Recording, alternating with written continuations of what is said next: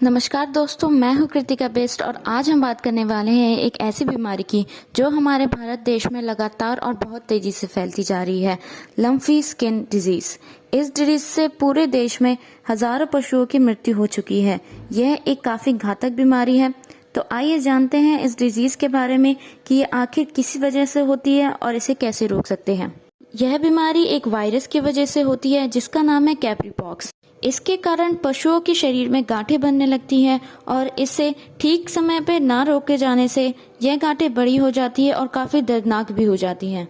इस बीमारी का पहला केस भारत में 2019 में उड़ीसा के एक राज्य में देखने को मिला था और फिर 2022 में कुछ ही समय में यह बीमारी पूरे भारत में फैल गई।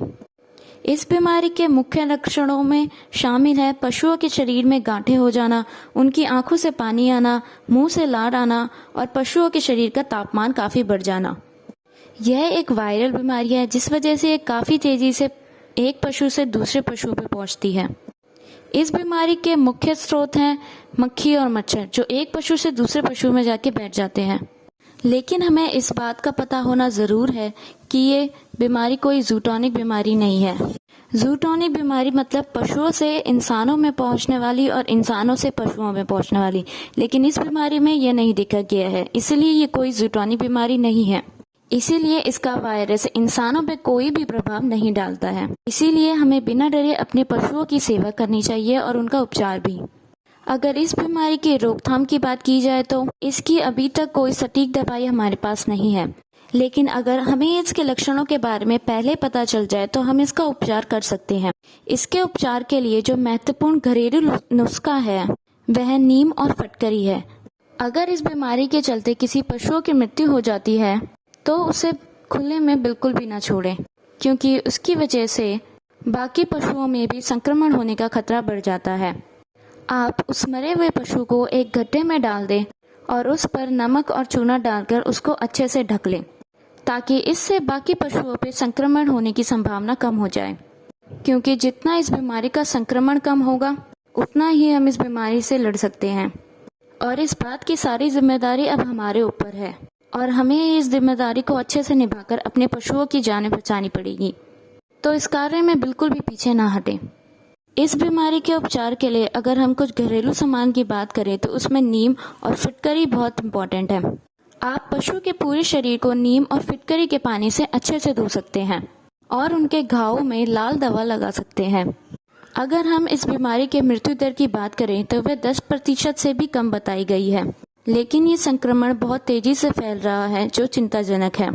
इसीलिए यह बात हमारे लिए बहुत जरूरी है कि संक्रमण का पता चलते ही संक्रमित पशुओं को स्वस्थ पशुओं से अलग कर दिया जाए।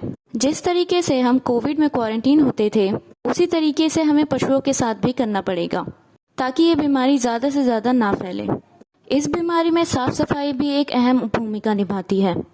अगर आपके पास कोई बड़ी मच्छरदानी की व्यवस्था हो तो आप उसे रोगी पशुओं के आसपास लगा सकते हैं, ताकि वहां से मक्खी मच्छर उड़ के स्वस्थ पशुओं पे ना जाएं।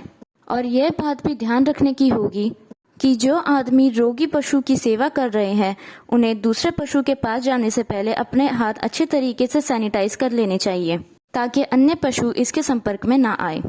इस बीमारी में जो महत्वपूर्ण बात ध्यान रखने की है वह यह है कि संक्रमण ज्यादा से ज्यादा ना फैले, क्योंकि इसी से ही हम कई पशुओं की जानें बचा सकते हैं। लेकिन इस बीमारी के चलते जो सबसे अच्छी खबर हमें अभी तक मिली है वह यह है कि Indian council of agriculture research ने इस बीमारी के लिए एक वैक्सीन लॉन्च की है जो कि लम्फी प्रो मैक्स है, लम्फी प्रो वैक्स है। लेकिन अभी इसकी उपलब्धता बहुत ही कम है, इसीलिए इसको पूरे देश में भेजना काफी मुश्किल है। साथ ही एक और वैक्सीन गॉट पॉक्स वैक्सीन का इस्तेमाल भी इस बीमारी में किया जा सकता है, लेकिन ये वैक्सीन केवल उन्हीं को लगानी चाहिए जिन पर अभी तक इस बीमारी का कोई असर नहीं हुआ है और उनके क्षेत्र में भी ये बीमारी नहीं फैली है। तो अंत में हम ये कह सकते हैं कि इस घातक बीमारी से बचने के लिए हमें अपने पशुओं की जितनी हो सके उतनी मदद करनी चाहिए और साथ ही सारी बातों का ध्यान रखते ही उनका उपचार भी करना चाहिए। हम यह भी देख सकते हैं कि यह बीमारी सबसे ज्यादा गायों में फैल रही है, तो ये अब हमारा कर्तव्य है ये सुनिश्चित करना कि हमारे आसपास की सारी गायों का उपचार ढंग से हो और वह इस बीमारी से बच सके। आशा करते हैं आप सबको ये वीडियो काफ़ी उपयोगी लगी होगी। धन्यवाद।